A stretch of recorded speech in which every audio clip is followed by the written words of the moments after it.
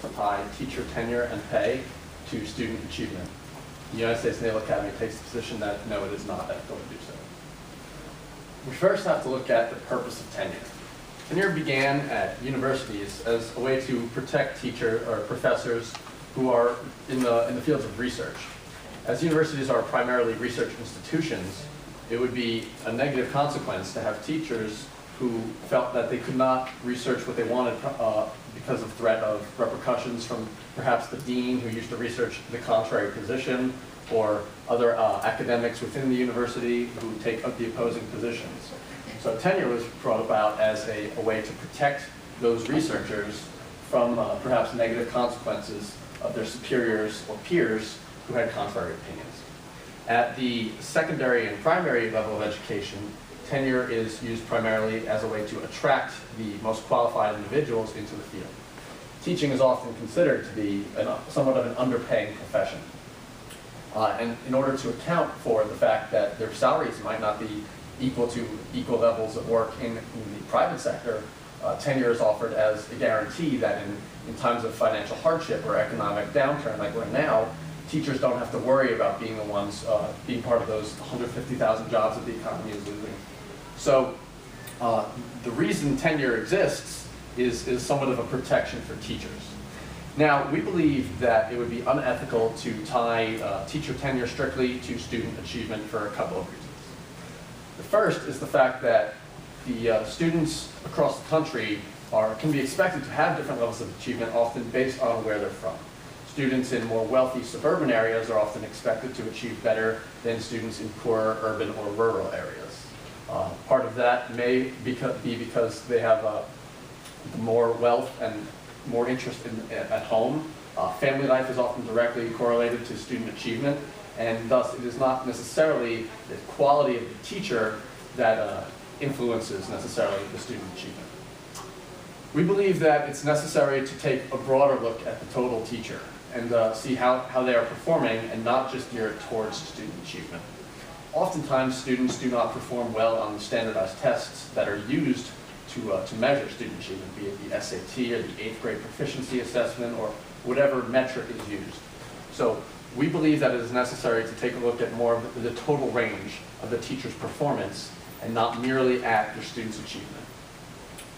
We also have to consider certain different levels of student performance. For example, you have AP classes, you have honors classes often in certain high schools, and then there's the standard level, and then sometimes most schools have a special education.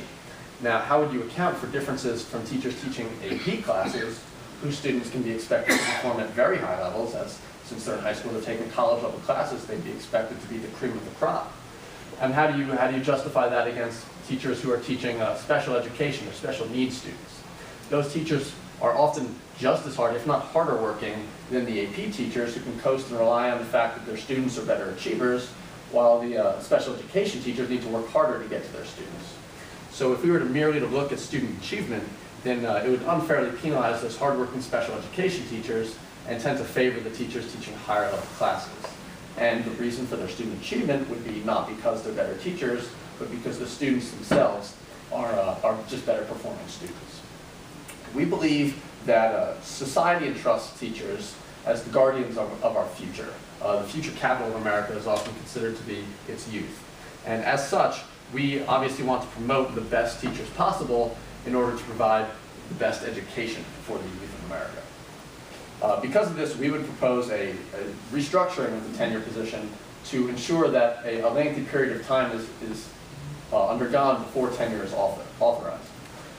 For example, in certain counties in Los Angeles, teachers only have to be teaching for a semester before they're offered tenure. In other states, such as New Jersey, you have to be teaching for 3 years before you're offered tenure. So we would propose a system where teachers have to have a longer period of time, such as 3 to 5 years of teaching, during which time their student performance is tracked through these standardized tests.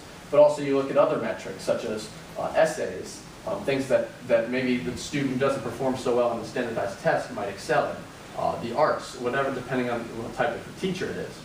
And then that combined with review boards and performance observations by supervisors and peers would give the Board of Education for that particular district a better understanding, a better picture of how this teacher is performing. Based on that board, they would decide whether or not to offer tenure. Thus, we have a way to weed out the teachers who may not be our best options for promoting the youth of America, while still offering the protections, financial and professional, that are necessary to attract the most qualified people to the teaching profession. In addition, when teachers are actually applying for tenure, for the tenure position, they're going to be more likely to be worried about teaching to these performance tests, these benchmark tests that are marking the student progression.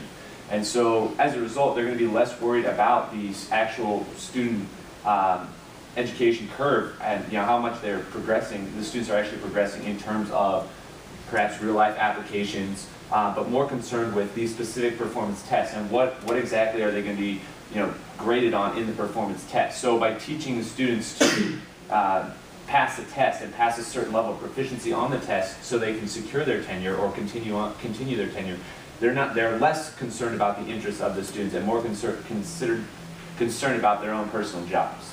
Advocates of merit pay might argue that when you have merit pay, it encourages higher performance of teachers, it encourages them to go an extra step further to help their students improve.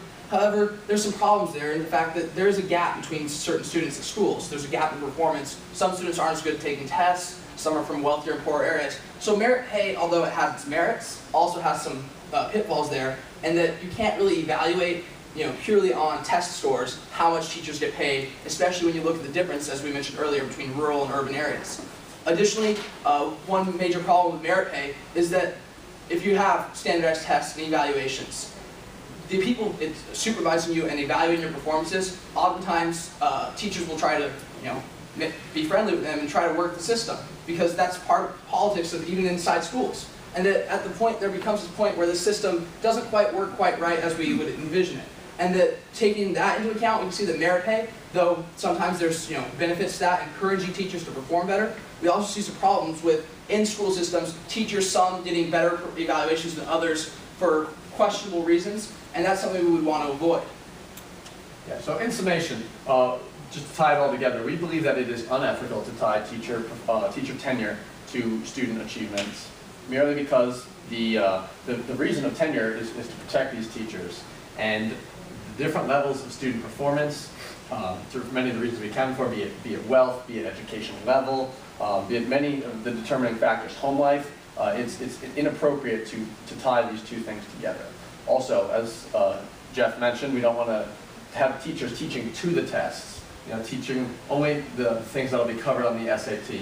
The teachers are supposed to be covering their subject material and making our youth more well-rounded individuals. Now, if they begin teaching only to the tests, then perhaps those metrics will go up, but the product we see coming out of the education will be detracted. So, because of these reasons, we believe that it is unethical to tie teacher tenure and pay to student achievement. Thank you.